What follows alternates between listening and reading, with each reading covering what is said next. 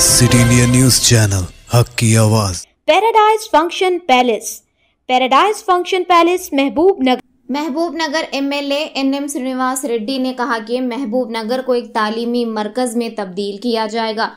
उन्होंने आज सुबह महबूब नगर मुस्तखर के government model basic high school का दौरा किया, जो मरम्मत में नकाइस की वजह से छत गिर गया था। उन्होंने म्युनिसिपल कमिश्नर प्रदीप कुमार और डीईओ रविंदर से कहा कि अगर तलबा उस वक्त क्लासरूम में होते तो बड़ा हादसा होता। इस तरह के वाकयात का यादा नहीं होना चाहिए। स्कूल के principal Abdul Basit, municipal engineer Basavaraj और डीई बेंजामिन से तफसीलात तलब की गईं। इसके बाद हर क्लासरूम का मुकम्मल मुआयना किया गया, तलबा से बातचीत की और मसाइल दरियाफ्त किए। एमएलए ने मतबख रूम की कमी का नोटिस लिया और डीईओ को शेड की तामीर के लिए लागत का तखमीना फौरी देने का हुक्म दिया। उन्होंने प्रिंसिपल और स्टाफ से कहा कि वो बेहतरीन नताइज हासिल करने के लिए सख्त मेहनत करें। उन्होंने वाज़ेह किया कि इनका मकसद महबूब नगर को तालीमी मरकज और स्किल डेवलपमेंट का मरकज बनाना है। उन्होंने हुक्म दिया कि इस साल 100% नताइज हासिल करने के लिए खुसूसी क्लासेस का इनेकाद किया जाए और हर तालिबे इल्म पर खुसूसी तवज्जो दी जाए। Good Boys Association. Any వేల మంది ఉన్నారు ఇక్కడ. అదే ప్రాబ్లం 91 89 వీక్లీ టెస్ట్ రోజు ఒక సబ్జెక్ట్ లో ఎగ్జామ్ ఉంటుంది సార్. క్వశ్చన్ కూడా మనమే తయారు చేసి పంపిస్తాం సార్.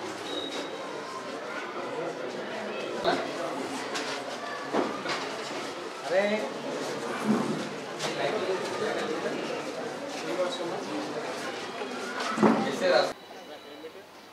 నిన్న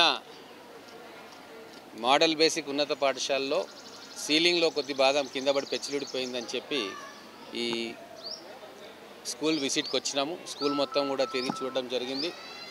గతంలో చేసిన రిపేర్ వర్క్స్లో కొద్దిగా చిన్న చిన్న పొరపాట్లు కనిపించినాయి, అందుకే ఆ పెచ్చులుడిపోయి కింద పడ్డది. ఒకవేళ విద్యార్థులు ఉంటే ప్రమాదం సంభవించేది.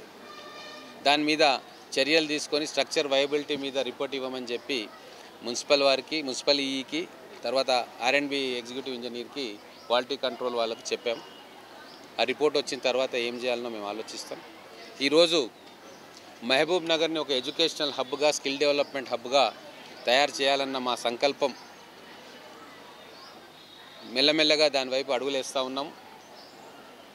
మిగతా కళాశాలను కూడా విజిట్ చేస్తాం, స్కూల్స్ని కూడా విజిట్ చేస్తూ ఉన్నాం. అలాగే ఈరోజు ఇక్కడ విజిట్ చేసినాం. ఇక్కడ ప్రాంగణంలో ఓపెన్ ఎయిర్లో వంటలు వండుతూ ఉన్నారు కాబట్టి అక్కడ ఒక షెడ్ వేసుకోవడానికి నేను ఇమ్మీడియట్గా శాంక్షన్ చేస్తానని చెప్పి నా సిడిపి ద్వారా శాంక్షన్ చేస్తానని చెప్పడం జరిగింది. నేను ప్రభుత్వం ఇచ్చే ఫండింగ్తో పాటు ఇక్కడ ఇంటర్నల్ రిసోర్సెస్ కూడా మనం డెవలప్ చేసుకోవాలా. మీ ద్వారా అలమ్నై అసోసియేషన్ పూర్వ విద్యార్థులు ఎవరైనా ఉంటే ఈ పాఠశాల పూర్వ విద్యార్థులందరినీ కూడా నేను విజ్ఞప్తి చేస్తూ ఉన్నా, రండి మన అందరం కూర్చొని ప్రణాళిక రచించుకుందాం. ఈ పాఠశాల ఒక ప్రతిష్టాత్మకమైన పాఠశాల. ఇక్కడి నుంచి చదువుకున్న వాళ్ళు విదేశాల్లో ఉన్నారు, ప్రభుత్వ ఉద్యోగాల్లో ఉన్నారు, పత్రికా రంగంలో ఉన్నారు, ప్రైవేట్ బిజినెస్లు చేసుకుంటూ ఉన్నతమైన స్థానంలో ఉన్నారు. మనందరం కూడా మళ్ళీ మనకు విద్య నేర్పిన పాఠశాలకు ఎంతో కొంత సహాయం చేయాల్సిన తరుణం ఆసన్నమైంది.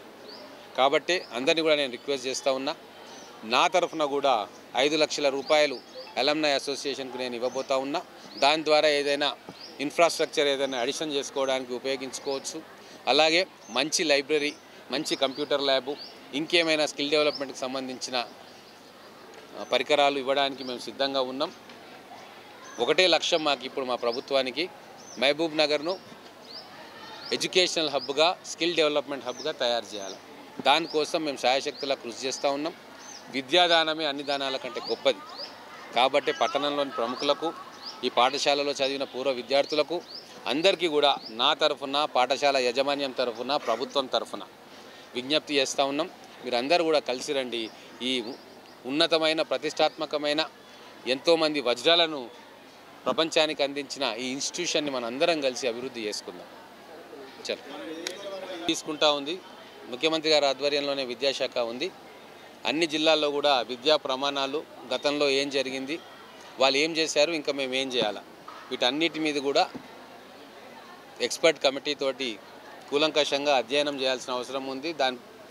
ముఖ్యమంత్రి గారు ఆ చర్యలు తీసుకుంటూ ఉన్నారు. ఖచ్చితంగా విద్యా వ్యవస్థను మెరుగుపరచాలని చెప్పే మా ప్రభుత్వ సంకల్పం. గత 10 ఏళ్లుగా విద్యా వైద్యం మీద నిర్లక్ష్యం గత ప్రభుత్వాలు చేసినాయి, అది కనబడతా ఉంది.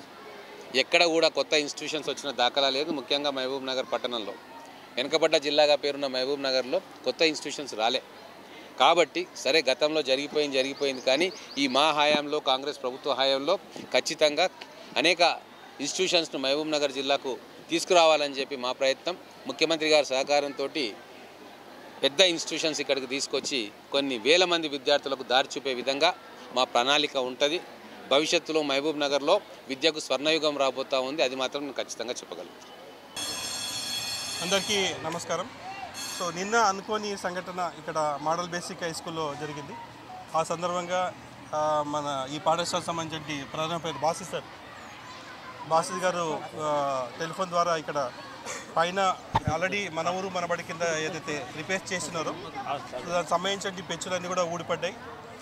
కాకపోతే అదృష్టం కొద్దీ ఆ సమయంలో తరగతిలో పిల్లలు విద్యార్థులు ఎవరు లేరని చెప్పేసి వారు తెలియజేయడం జరిగింది. సో ఆ విషయానికి సంబంధించి గౌరవ జిల్లా కలెక్టర్ గారికి, తర్వాత అడిషనల్ కలెక్టర్ గారికి, తర్వాత గౌరవ ఎమ్మెల్యే గారికి కూడా విషయాలను కూడా చేరవేయడం జరిగింది. సో ఇది చాలా సీరియస్ విషయం కాబట్టి ఇమీడియట్గా దీనిపైన స్పందించాల్సిన అవసరం చాలా ఉంది. కాబట్టి గౌరవ జిల్లా కలెక్టర్ గారు ఈ ద్వారా రిపోర్ట్ తెప్పించుకొని దానిపైన వేయించాలని చెప్పేసి ఆదేశాలు జారీ చేయడం జరిగింది. అదే రకంగా గౌరవ ఎమ్మెల్యే గారు నేను విజిట్ చేసి చూస్తానని చెప్పేసి చెప్పడం జరిగింది. ఆ సందర్భంగానే ఇంతకంటే ముందు తమకు తెలుసు, మీకు అందరూ కూడా తెలుసు కాబట్టి గౌరవ ఎమ్మెల్యే గారు వచ్చి అన్ని కూడా చూశారు. ఇమీడియట్గా ఇదంతా కూడా ఏం చేయాలి, ఏం చర్యలు తీసుకోవాలని చెప్పేసి ఆదేశించడం జరిగింది. మధ్యాహ్నం వరకు రిపోర్ట్ తీసుకొని దీనిపైన ఏం చేయాలనేది యాక్షన్ తీసుకున్నాం సార్.